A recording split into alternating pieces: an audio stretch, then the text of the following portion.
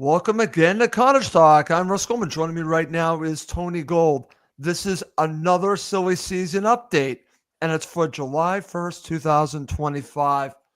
It's the beginning of July. A lot we're hoping happens soon, Tony. We're going to go through it in the next 45 minutes to an hour. We'll just see how long we want to talk. If we got people wanting to ask us questions or talk about potential transfers, we're going to get through it. And I look forward to doing this show, my friend. Welcome back. How you doing? Thank you. Yeah, very good. Thank you. Boiling hot, sweating, but yeah, it's all good. All good. Looking forward to it. I'm looking forward to as well, my friend. I also want to mention at the top of the show that I'm offering a special gift on the Cottage Talk Patreon page. It is 2 free months on the Cottage Talk Patreon page. And we're going to be doing a lot of shows on this page throughout this upcoming season, obviously in the lead up to the season. This show is going live right now on X, on Facebook, and on YouTube. But if you want to listen to the podcast version, it's exclusive on the Cottage Talk Patreon page. So I'm giving you a wonderful opportunity to try the Patreon page for 2 months. So I'm going to share this with you so you can actually show you what it looks like. This is pinned to my X account. It's on YouTube and Facebook. There are links right there for you to sign up. But I'm going to show you what it actually looks like. And it's simple to do. So you click on the link, and then you hit claim now and fill out whatever you need to fill out, and you'll have 2 months of free access. I'm offering you 2 free months so you can really get a taste of what the Patreon page is all about. And I look forward to bringing you many shows. Once we get into the season, the show that Tony and I do that we really enjoy doing, I enjoy doing all the shows, is the player rating show. We're going to have preview shows. These shows, once the season begins, are all exclusive on the Cottage Talk Patreon page. 2 months for free. So please do check that out. All right, my friend, let's get to it. Let's get going on the show, and let's start here. This is a very special day. It's 4 years to the day that Marco joined the club. Let's look back and let's just talk a little bit about the impact of Marco Silva in these 4 years. Yeah, look, I mean, what the main fundamental thing is the stability. Good evening, Steve. Good evening. The stability that he has brought to the club, a new ethos in terms of playing style. And you know what, for the first time in a very, very, very long time, probably since Djukanovic, really, where Fulham feels sort of settled and, you know, moving in the right direction. But I think also, Russ, now it's a really big season for Marco Silva, really big season, because I think he really has to show his stuff this year, and obviously catapult Fulham into the next level, onto the next level. And I think now is the time, and now he really has to show what he's made of. That's a good point, Tony. Listen, there's a lot of good things to look back on. The progression of the club, you know, I will say this right now, Fulham's projection really has a lot to do with what Marco Silva has built here. But Tony, the one thing that you and I have talked about, and I'm glad that you mentioned this, there's a lot to look back and be very proud of and say, boy, we built something. But there's, I think, a lot more to do for Marco Silva. Would you agree with me on that? He still has stuff to prove. 100%. Look, when he came here and he started the project, I would imagine in the back of the mind, he would have had, you know, a number of steps that he would have wanted to take each year. And I think he's achieved that. And I think this year he was so close. But the hurdle he's got to get over now is keeping us relevant till the end of the season and then winning those last, you know, 7 or 8 games in order to push us on to European football. And I think that is, you know, that's where we've got to go. That's what he's got to be aiming for. And I think in the 184 games that he's, you know, that he's had for Fulham in that time, he's still lost 63, which is, you know, it's quite a lot. And I think he needs to turn some of those losses obviously into wins, if not draws, to sort of get those extra points that we need to push on. And I think actually this is going to be his most testing year in the Premiership, because I think this year coming is going to be one of the toughest seasons that there's been in the Premier League for a very, very long time. I agree. I think it's going to be very tough, but I also think that's an opportunity for Silva. But what's interesting here, Tony, because, you know, we're going to focus on throughout the lead up to the season about players that have a great opportunity to improve and really take it to the next level. I've mentioned Sessegnon. I think Sessegnon is going to make a huge difference this upcoming season. I'll also mention Emile Smith-Rowe, but I think our manager goes along with that. I can say right now, I think he's a genius, but even a genius needs to self-evaluate and try to figure out ways to improve. And the one thing that you've already talked about, Tony, that I can't get past is the big question will always be, until he gets over this hurdle, why do Fulham fade in the second half of each season that he's been the manager of? Yeah, I think last year, if you evaluate everything, there were a few reasons, and obviously we've discussed them at length, you know, at times. But I think squad depth had a lot to do with it, not having the quality necessarily to replace the better quality players. And I think that caught up with us in the end, with too many players playing too many games and just being very leggy towards the end of the season. And the second point is that, you know, from a defensive point of view, from a tactical point of view, it's an area that Marco Silva needs to shore up on. You know, we need to become a lot harder to score goals against, because I thought towards the end, and actually during the season, we had a soft underbelly defensively. And I think that's something that he has to address next season. And it's not just the back 4 or 5. I think it's collectively out of possession of the ball.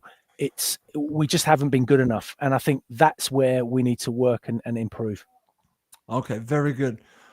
So Hale comes to us by saying, Happy Canada Day. Well, Happy Canada Day. Happy Canada Day. Okay. And by the way, Sahel, I happened to watch Luke de Figueroa's, I thought, played very well. Unfortunately, Tony, you and I both saw this. He missed the penalty, but I don't think that's a reflection on how well he's played in that tournament. Not at all. Nah, listen, it's great to see him out there and playing. And as I say, hopefully he comes back and we see him in a Fulham shirt sooner rather than later.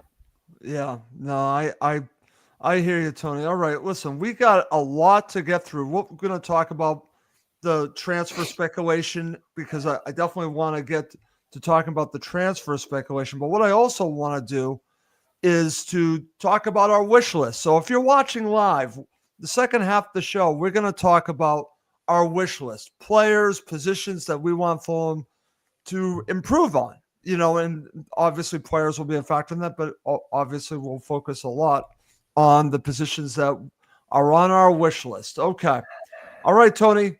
Someone's already mentioned Kenny Tete. So what are your thoughts on the discussions now that maybe things have turned a little bit? And again, Fabrizio Romano put this on X yesterday that it looks like reportedly Tete is leaning towards coming back to Fulham. I've not seen anything official yet, but if that does happen, it's a huge boost. Yeah, I mean, look, agents. Okay, sorry about this. Black, White, and Fred just said Fabrizio Romano just tweeted that Kenny has signed a new deal at Fulham. Credits Marco for the reason why. Yeah, look, I think that ultimately all the speculation around it, ultimately, I couldn't see any sense in that move for Kenny Tete in the first place, to be honest with you. Talk about taking a sideways step in your career. So he's better off staying where he is. Obviously, the agent's trying to, put him in a position to get him more money and to sort of, get it all out there as they do. That, there's loads of games played. But look, he's made the right decision, and I'm pleased he's come to the right decision. And I expect big things from him next season. Now that he's fit and healthy, hopefully we can keep him that way. And he will be a big positive and a big plus for us as we look to kick on. Yeah, absolutely. And what's interesting here, Tony, I'm going to share this on my screen right now. We have it. This is from Fabrizio Romano. Kenny Tete has signed new deal at Fulham, closing the saga after Everton's proposal verbally accepted, but then never signed. Tete decides to stay at Fulham after a crucial call from Marco Silva. How great is that? That Marco comes in and convinces him to stay, Tony. Yeah, look, I mean, to be honest with you, he probably knows him very well, and it's a no-brainer. I can understand why, he might have had a sort of an inkling about wanting to join Everton, moving into a new stadium, all that kind of stuff, and the hubbub that's going to be around that. But look, ultimately, he's very settled, I believe, at Fulham, very happy. There's always going to be issues around new contracts and money and stuff like that. But finally, they've got it on the table, got it done and dusted. And now we can put that to bed. And as I say, I expect big things from him next season. So he needs to deliver. I totally agree, Tony. And listen, thank you to Black, White, and Fred for sharing that with us, that I could actually share it live on the show. I didn't see that before we went live. So thank you for sharing that so that we could talk about it on the show. One other thing that I want to mention, and listen, I was on the Toffee Brewcast about a week ago, and it looked likely, Tony, that he was going to be going to Everton. And I've been messaging back and forth with those guys. And I've come to the conclusion, I'm not saying that this was what exactly happened, because I think Marco Silva played a factor here. But I think the agent, in my opinion, for Kenny Tete used Everton to get the best deal for Tete. I think there was a lot going on here behind the scenes that was basically to use Everton to get Fulham to move. With no shadow of a doubt. I mean, you can imagine the shenanigans that go on behind the scenes and the conversations and the people involved. And, you can just imagine the circus that surrounds it. But look, as I say, at the end of the day, the right decision has been made.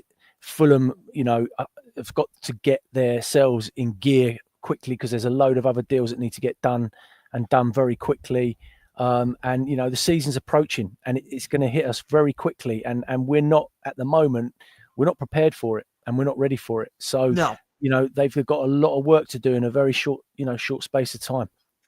They do, Tony. Let's focus a little bit on this position, because when we went through the wish list, I think I was going to have this on my wish list, right? So what do you do with the situation that they currently have? You have Kenny Tete now reportedly signing back with Fulham. Castagna is injured at this point, and I'm not sure of the timeline if he's going to be ready for the beginning of the season. Everything I'm hearing said that, again, he might not be ready. What do? Do you try to bring in another right back, or do you do what I want them to do and allow Devin Tanton a chance to play?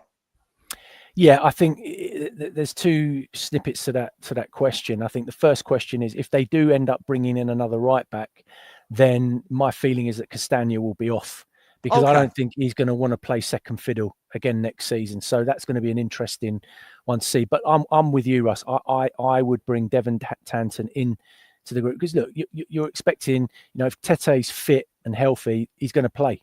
And he's going to play regularly.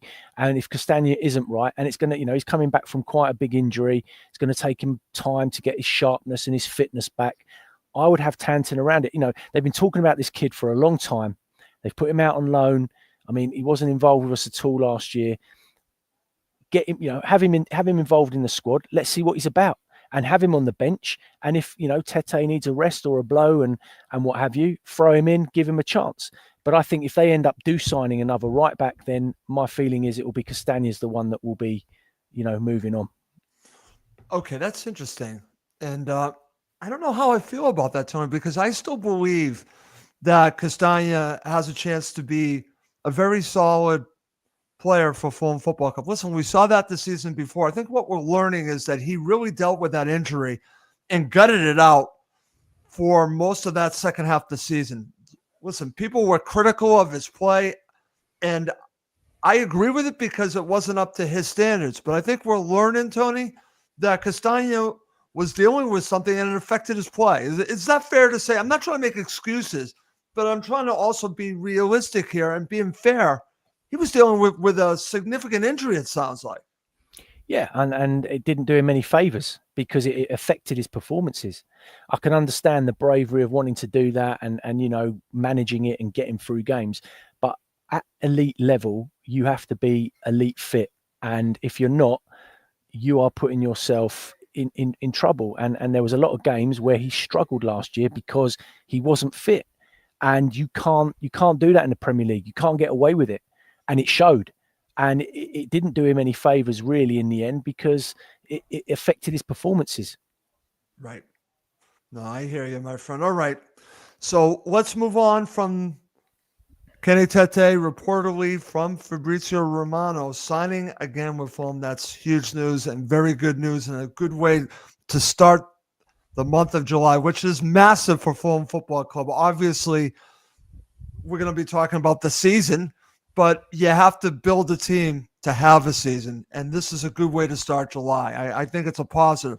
Could we have another positive from a player that we all love, Tony?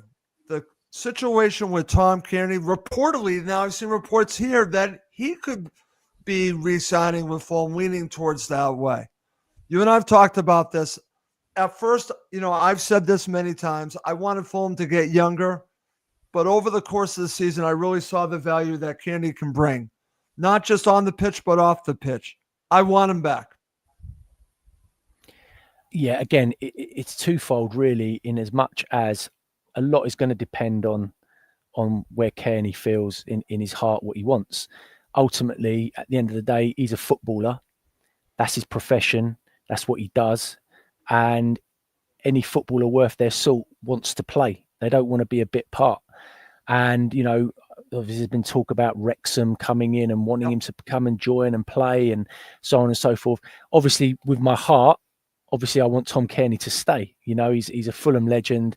I still think he's got a lot to give from the bench, but also from the experience that he brings and what he would give to the youngsters that would be in and around the squad. But, I think Suhu makes a good point there.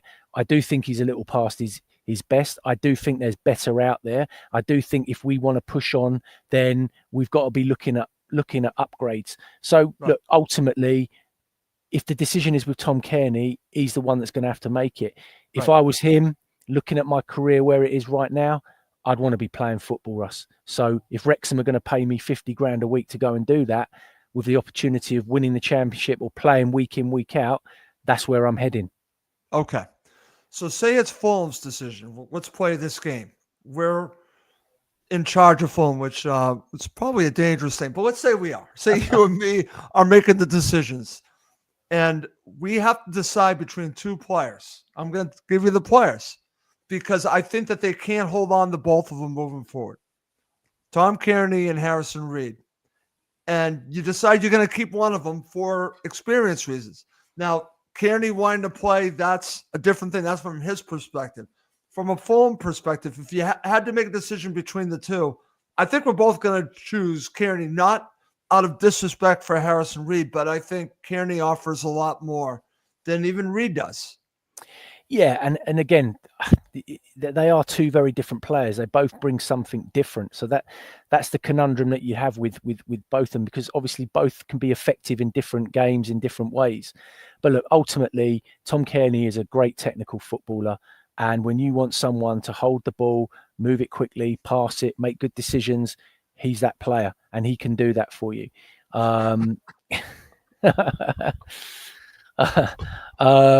But yeah, look, ultimately, I'm not going to be bothered one way or the other. If he stays, great, really happy to see him. If he goes, because ultimately he will have to be replaced, and he will have to replace with someone younger, stronger, quicker, and better. Ultimately, that's the reality of it. It's an interesting conundrum for someone like Cairney. Now, I'm going to give you an example of what's been going on here with Tim Ream. So Tim Ream, I think we can all agree it was time. It was time to move on. It was time for him and time for the club to move on. They were both pretty much on the same page. And it's funny to watch Tim Ream still play for the U.S. men's national team. I told you, playing left back, I'm like, that's not That's not a good idea, in my opinion. But I love Tim Ream, but he's just not at the same level. Do you think that Cairney has something more to offer than, say, Tim Ream did near the end? Yes, I do, because, as I said, in certain games, when you want someone that can come on and maybe do something to change a game, he's got the ability to do that. But we're talking another season down the line, Russ. He's going to be another year older. You know, look, I'm sure he looks after himself well. He's not the quickest, as we know anyway, but sometimes you don't have to be quick. You just have to be astute. And I think that he is all those things, but he's not going to be that player that can start a game and see it through for 90 minutes. And for me, that was a big problem last season. And as I said, for us to kick on this season, Russ, and I'm expecting us to kick on, then we need to have depth, quality, and ability to be able to change games. Marco Silva has to look at his bench and be able to say, do you know what? I can make these changes and it's going to win us games, not lose us games, not affect, but come and win us games. And that's got to be the difference next season. Okay. Excellent stuff. All right, Tony.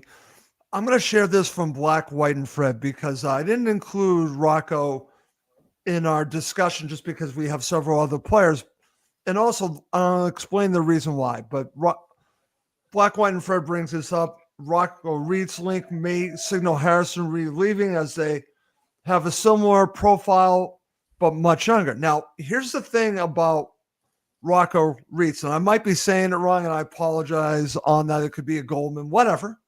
But I just want to talk about this situation. Whenever I see a player of this stature linked to not just Fulham, but say 5 or 6 other clubs, I get a little skeptical. I don't know how strong the link is or how much of an opportunity Fulham actually have to get this player. This player shined at the under-21s, Tony. I like the fact that Fulham are going in for it, but how realistic is them to get a player like this? You got to try. But what are your thoughts about this? Look, I'm all for it because, as you say, he's 23 years old. I think he's got a release clause in his contract. With Borussia Mönchengladbach, yeah. Correct, yeah. West Ham and Brighton have also shown an interest. I mean, West Ham, I wouldn't go there if you paid me. But, if Brighton are showing an interest, then you've got to kind of think, you know what, there is something about him. Obviously, I've never seen him play, really, so I can't comment on what he brings and what his ability is. Right. But, look, a lot of people are talking highly about him, which makes you think, do you know what? It's if it's 20 million euros, whatever it is, it's worth that pump because of his age, because of the ability that he obviously has, and the way that people talk about him, the esteem that he's held in. So why not, give it a go? Again, has he got the ability to adapt to the Premier League? That's only, time will tell, and we'll see. But he's 23 years old, Russ, and he's a player, as I said, that's being talked about in good circles. So absolutely all for it. If it means that Harrison Reed moves on and we bring in a better, younger, version of that, absolutely, 100%.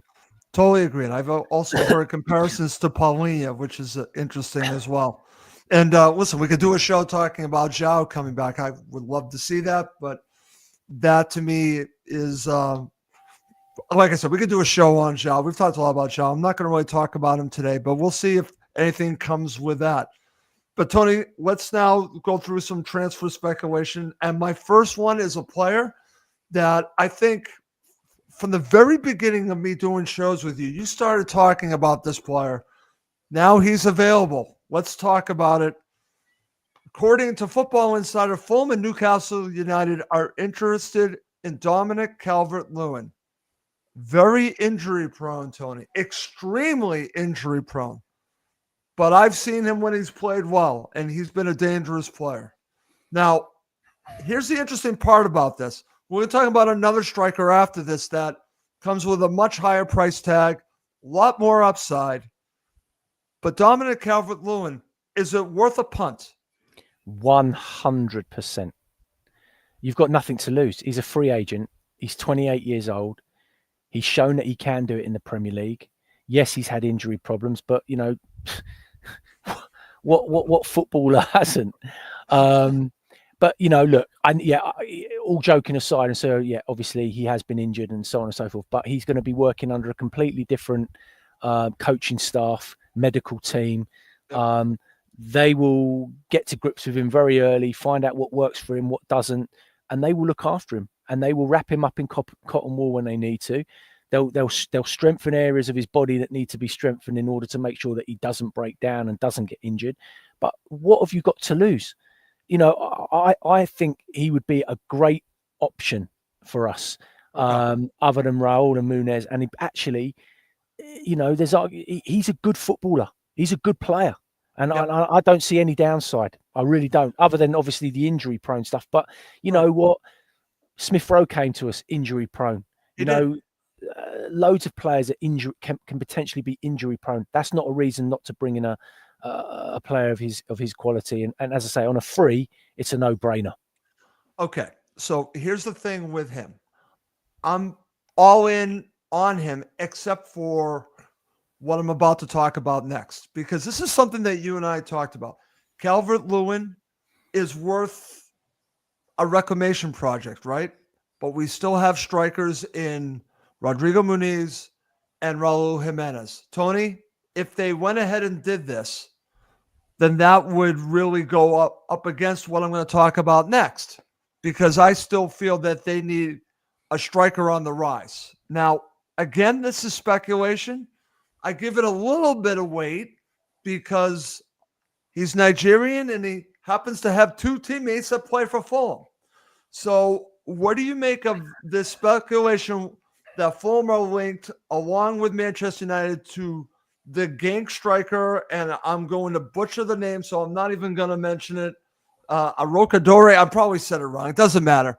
But what are your thoughts about Fulham being linked to this Genk striker? And it seems, I've seen the amount of money. I believe it's worth looking into. I want to say it's less than 20 million pounds, which I think is pretty reasonable for a striker.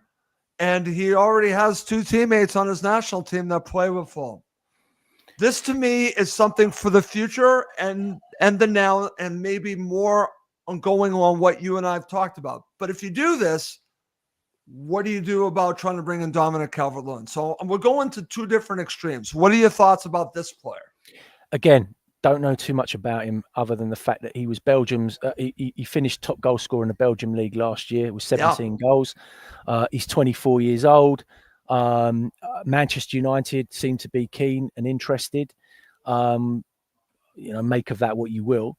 But ultimately, I see him as another Rodrigo Munez, and we've already got our Rodrigo Munez. We don't need to bring in another one, player. I understand he's 6'4". Yeah, he's physically strong. But look, ultimately, for me at the moment, we can't have four strikers because you're never going to be able to keep them all happy. Right. I that's think my point. Three gives you the option to change the system, change formation. I've always said I'd love to see us play with two strikers. I think it would work much better for us and give us much more quality in the final third. But look, I'm open to it, Russ. If he comes in and again, if he's as good as people say he is and he hits the ground running, then absolutely. But just what you're getting with Dominic Calvert-Lewin. His qualities. You've seen him play. You know what he can do. He can do it in the Premier League. And I think taking another risk and another gamble on a player that we don't know anything about, haven't seen, it's a risk factor. But I guess any transfer is a risk factor, right? Right. But it's just making sure that we get it right, and we can't afford not to get it right. That's the thing. And that's the issue that I have. What are your thoughts about what Black, White, and Fred just shared there? I didn't see it. Sorry. What was it? Yeah. Yeah, absolutely. He makes a very good point. As I said, again, you've got an experienced player around the squad who knows the Premier League, has played, is an international footballer. Yes, he's been plighted with injury, but he's going to be good around the dressing room. Munez will learn a lot from him and help with his development. And I just think it ticks all the boxes, Russ. I really do. And if it's there and it's there to be had, they should be getting on with it and making it happen. Okay. So that's why I wanted to talk about these two strikers together. Listen, I've also seen the talk about Ricardo Pepi. That talk has really subsided a little bit. with Suhail's comment there, he makes a good comment. But Suhail, we need someone that can actually take the set pieces to make it worthwhile. If you're putting Pereira on it, he might as well put you up there. Can we not talk about Pereira in one show? Can we just push him aside just for this one show? Because you and I have talked so much about Pereira. I feel like you and I know him at this point, which we talked about him a lot. But no, some very good comments, and I want to thank everyone that has commented, and that's why I enjoy doing these shows, because we got people watching live with us. Got 300 people watching live with us, so obviously there's a lot of interest in Talking Foam, and I really appreciate all the comments, and please keep them coming, especially when we get to the part of the show where Tony and I will talk about our wish list. But Tony, before we get there, I'm going to talk about some news that I think is disappointing. And you actually messaged me about this, and this is pretty much, I think, a done deal with Celtic, with Callum Osmond. And we talked about this already, but I think the fact that this is going to happen, I don't know what to make of this, because Callum Osmond, I don't think was ever going to get a chance to play. So I don't blame him, but I actually blame the club for not giving him more of a look in with the first team. I don't know. I mean, this is a difficult one, because was he going to be a Premier League striker, Tony, if we're being honest? I don't know. I don't blame him for making – I think it's a great move for Callum Osmond. But what do you make of it for Fulham losing him? I think it's highly frustrating, Russ, because the answer to your question is we'll never know, because he never got a chance to play. We never saw him. Again, it's the Fulham Academy that keeps on giving. You know, it's a great charity for every football club out there. You know, to pick up these players. Look, great move for him. Delighted for him that he'll get an opportunity to go and play for one of Scotland's probably greatest or biggest club. And I hope he does well there and he makes it. It's just I just don't understand what Fulham are trying to do with these youngsters. I just don't understand why they've got, this academy and this so-called pathway when actually we're not getting to see any of these kids get an opportunity. They had a great opportunity at the end of last season to bring him in and to give him a chance, or give him a sniff, and actually give the fans an opportunity to watch him, see what he's about. Right. But it never happened. And I can understand if he's sitting there at the end of the season thinking, well, what am I doing here? I've been here since I'm 13 years old and I've got no chance of getting through to the first team. Celtic have come in. They're going to pay me a decent salary, give me an opportunity to play first team football. It's a no-brainer. It's a no. And European football. It's a wonderful opportunity for Callum Osmond. It's really a career changer for him. 100%. So for him, it is awesome. And I wish him all the best, but I have to look at it from a Fulham perspective and thinking, what are we doing here? And that's going to lead me to talk a little bit, because we're talking about him. We're just talking about the academy in general. Tony, I was speaking to Jack Kelly last week, and we were talking about Josh King.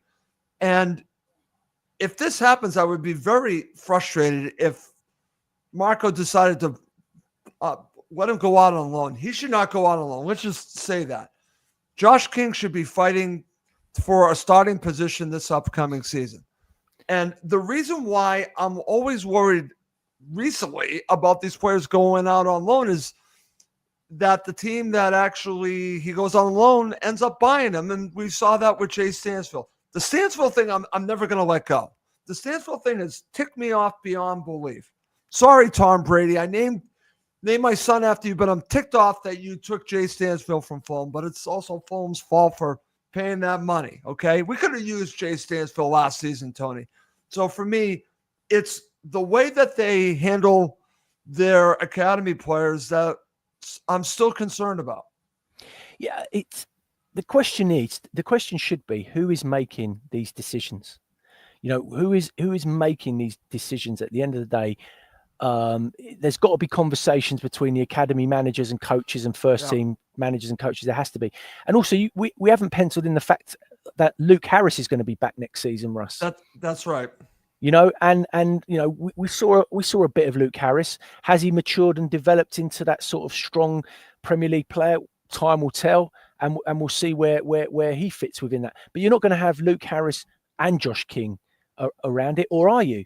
So look, the question is, I think there needs to be a lot more work and due diligence done between our academy and first team, Marco Silva, because clearly something isn't working. And for us to allow a player that's been in our system since the age of 13 to suddenly then just walk out the door without ever having made a first team appearance or been given an opportunity, just to me, just seems absolutely crazy. It is to me, Tony. And that's why I'm glad that we're having this conversation. And I hope the other podcasts that talk about Fulham are doing the same thing. We need to be voicing our thoughts, our opinions about how they do business in a positive way and in a negative way. That's what's so good about doing the show. We're constructive. We're not destructive. We are giving constructive criticism. And this is one that I think is extremely warranted with how they treat their academy players. They put a lot of money into the academy, but these players, in some cases, just leave on a free, and then they end up. Listen, we could talk about Matt O'Reilly. Look at Matt O'Reilly. They look horrible. And actually, Black, White, and Fred there makes a very good point. Absolutely waste of time playing Vinicius. What was why are we playing Vinicius? Correct. Just think about that. 100%. 100%. So, as I said, as a young lad who wants to play first team, has aspirations, he's looking at that thinking, they've got a fella, all right, he's been around it, he's going to be leaving at the end of the season, but they're picking him, who has played hardly any, over me, who's been at the club, since 30. I can understand why he's made the decision. I can see it. I totally can as well, Tony. All right.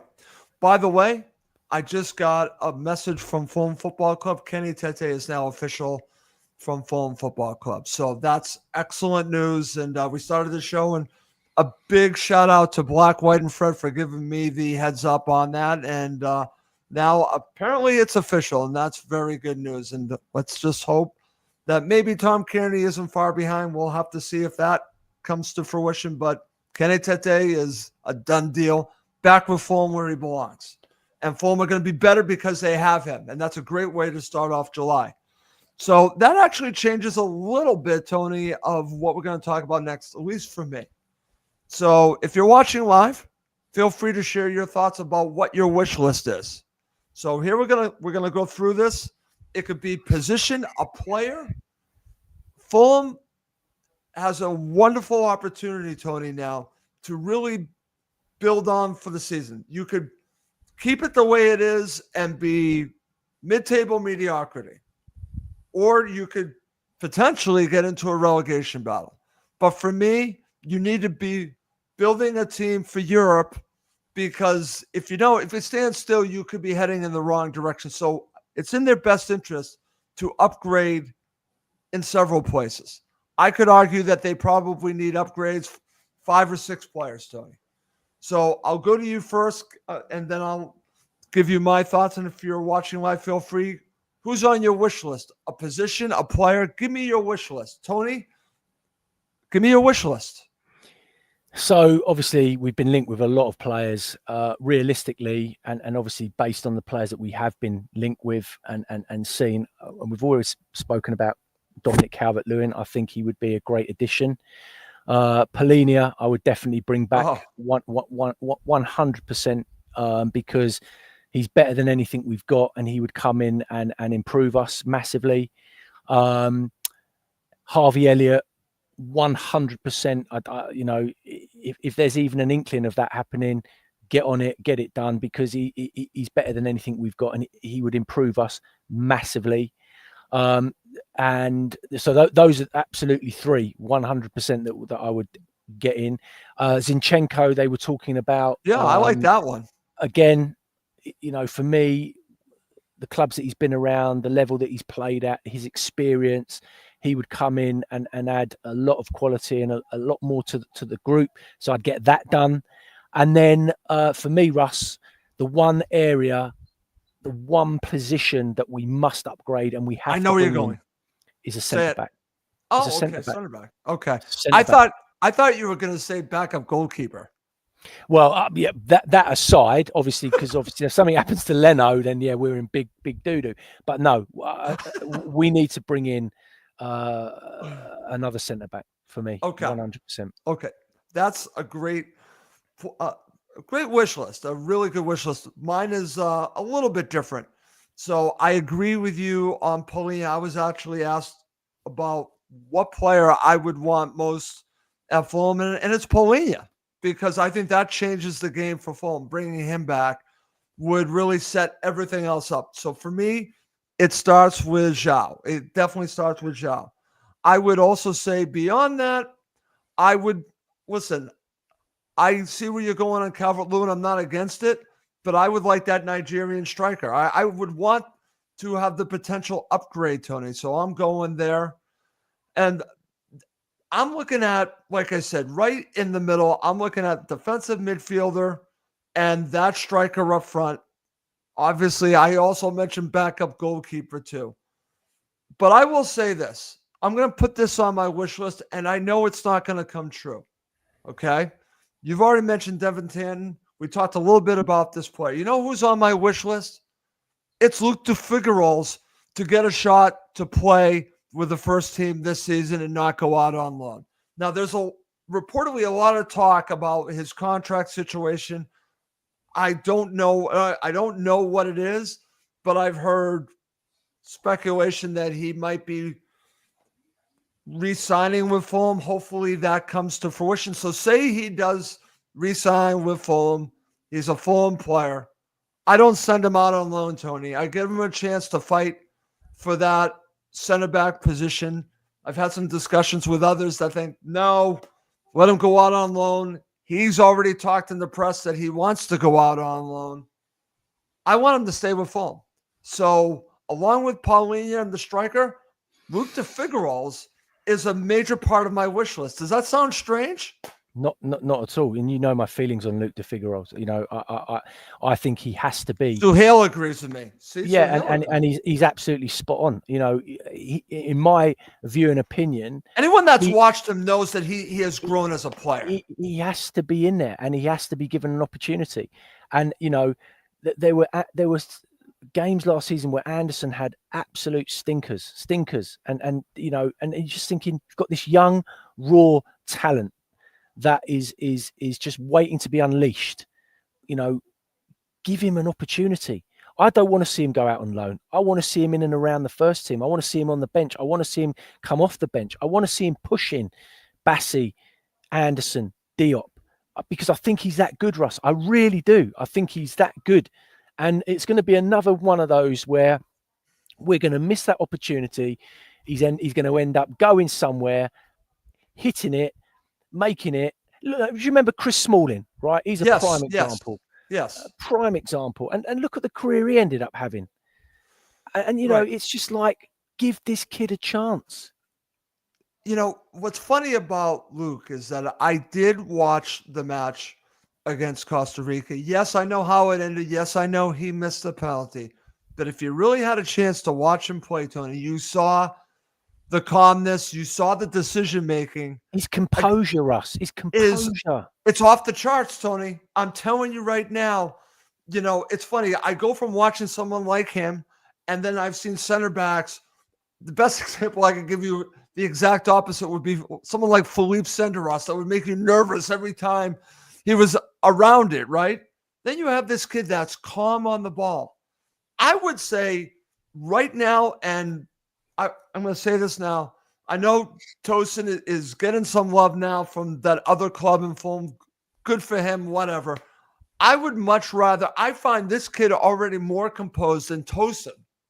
And because Tosin always had a mistake in him. This kid, I've not seen it yet. Now, you could say missing a penalty, but that's, come on. Harry Kane missed penalties. It's irrelevant. Lionel Messi misses penalties. That's irrelevant, right? The difference is there's no arrogance. You know, Tosin played with an arrogance, which was never great. He thought he was better than he was. This kid is humble. He just loves playing football. He's got all the attributes you want from a ball playing centre half that's calm, composed, and has the technical ability. I just believe that they're being careful because of his age, because of his size. You know, the Premier League is powerful, it's quick, and maybe they think he'll get bullied or beaten up. But unless you give him a chance, you're never going to know. And yes, it's a risk, but do you know what? The honest answer is he going to do any worse than someone like Diop or Cuenca or No. Anderson? And the answer is no, he's not. Okay. So I understand the critics out there that are going to say exactly what you said, Tony, that the Premier League is physical. Can I just tell you, playing internationally in CONCACAF is extremely physical, and he has not looked at all out of place. In fact, he's looked very calm. When I saw him, that was 2 seasons ago, he wasn't as tall as he is now, wasn't as physical as he is now. He still, I think, has to put on some weight, but the sky is the limit. I understand why, in one hand, you're saying put him out on loan, give him a chance to play every day. I certainly understand that. But I think he's good enough now to potentially beat one of these guys out. And by the way, I don't buy that physical stuff, because ultimately, if you get yourself right positionally, which he does a lot of the time, and you know how to use the ball, then actually you take the physicality out of it a little bit. Yeah, obviously you still have to compete and win headers and stuff like that, but ultimately you're not putting yourself in those 1v1 situations or getting yourself into those, because you're using the ball well. And that's what he does. He's got a good football brain. Exactly. And look, I just think he has so much to offer. And, you know, if we give him a chance, and obviously then my sort of reasoning about bringing a centre half, then we don't need to. But I just don't see Marco Silva giving this kid a chance. I just don't see it. Well, again, this goes back to the beginning of the show, Tony, where we're talking about Marco Silva, who's been linked to some very big jobs, okay? But I think the one thing that every manager, every player should be doing is called self-evaluating. You should be evaluating what you do and how can I improve? Everyone should do that. You should be doing, I should be doing. We should all be evaluating what we do to try to get better. And that includes our manager. He should be doing that as well. And I think that one thing that I wish he would be looking at is the approach with the young players. I heard Jack Kelly talk about Jack Kelly, and again, I have a lot of respect for Jack. He understands why he's doing that. They're taking it easy with these young players. In some ways, I do understand that. But in others, if someone's ready, he's ready. I think he's ready now. I absolutely agree. We can't say it strongly enough.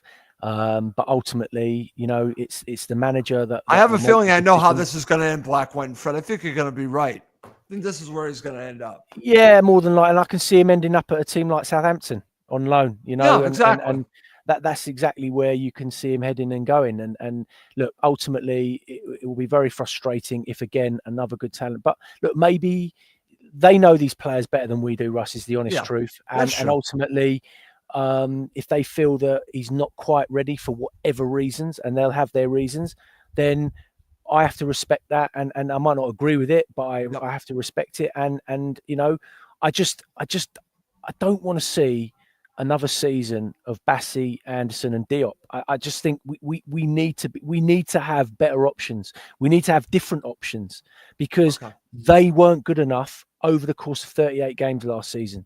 They, you know, ultimately they weren't good enough, and that's an area that needs to be addressed, in my opinion. Listen, I agree with you, Tony, but this is kind of the give and take here, because I want Fulham to invest, right? But if they have someone, because center backs are expensive.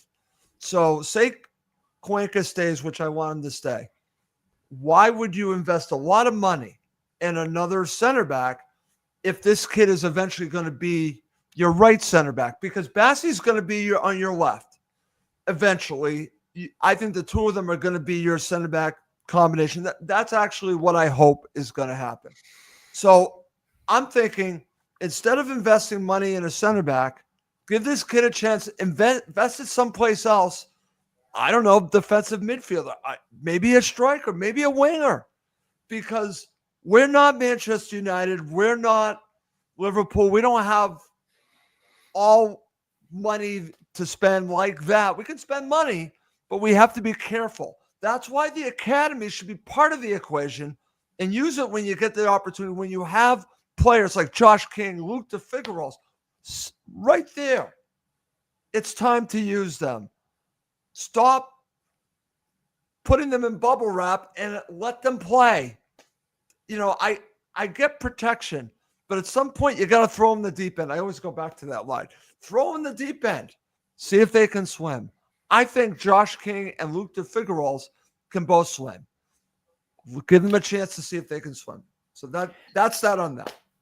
100%. Look, I want to see our bench younger, with all that talent on our bench. And as I say, when Marco Silva makes those substitutions on 65 minutes, 70 minutes, you're seeing Tanton come on. You're seeing Godo come on. You're seeing Luke DeFigueros come on. You're seeing Josh King come on. Because I agree with you. I think that they are ready. And actually, they're young, they're hungry, and, they want it. And that counts for a lot. It really does. So why not? It does, my friend. All right. Before we wrap up this show, give me your final thoughts. Well, look, I mean, as I said, great news about Tete now. Hopefully we'll start to see a lot of action in the next couple of weeks in terms of players signing contracts, getting new players in. As I said, it's getting to that time where we need to crack on and get these players in, players that we've been linked with. As I said, every player we sign now has to be an upgrade or at a level that is going to push the players that we've currently got in this squad. I don't want to see these, Mickey Mouse signings, players coming in because they've got nothing better to do, or they're giving it an olive branch. All that. We need to sign good quality to add to what we've got. See some of the youngsters being given opportunity, and then, as I say, have that pre-season in Portugal, get that done. And then hit the road running for that, first game, which is, Brighton, tough game to start. Yeah, I'm just going to share these comments. Yes, Kamal, you came in too late. We're just about to finish up. Maybe your brother can fill you in. I'll talk to you anyways, Kamal. I'll fill you in. Don't worry. I'll talk to you off air. Don't worry. I'll fill you in on the show. I do want to mention one final time. I talked about this at the beginning of the show. Is that one thing that we're going to be doing? We're going to be doing a lot of shows on the Cottage Talk Patreon page, not just in the summer, but throughout the year. So because of that, please do accept our gift of 2 free months on the Cottage Talk Patreon page. And I'm going to just share it one more time. You can actually get the link. It's pinned to Russ_Goldman and on Cottage Talk on X. It's on the Cottage Talk Facebook page. The link is also on YouTube, and I'm going to just share the link one final time on the screen so you can see what it looks like.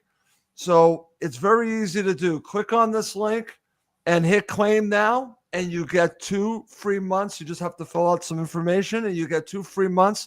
And during that time, during these couple of months, if you do it now, if you do it for July and August, we're going to be doing some serious shows. But the one thing I want to mention is that many of these shows, including this one, as a podcast, is going to be exclusive on the Cottage Talk Patreon page. We're streaming live, but if you want to listen back to it, you're going to have to be a member of the Cottage Talk Patreon page. So I'm offering 2 free months. I think it's a great gift, and I hope the supporters take me up on that. Please take me up on it. 4 people already have since I did this yesterday. So please, more of you, take me up on it. You got 2 free months. Because I'm going to give you, along with Tony and all the other contributors, great content. And I promise you that on the Cottage Talk Patreon page. Also, we'll have regular shows that won't be part of the Patreon page as well, but I'm going to do it a lot on the Patreon page. So please do check it out. All right. Well, that's going to do it for this episode of Cottage Talk. We'll be back soon with more information, more shows, because life is never boring when you're a Fulham supporter. He's Tony Gold. I'm Russ Goldman. Thank you as always for watching and listening to Cottage Talk.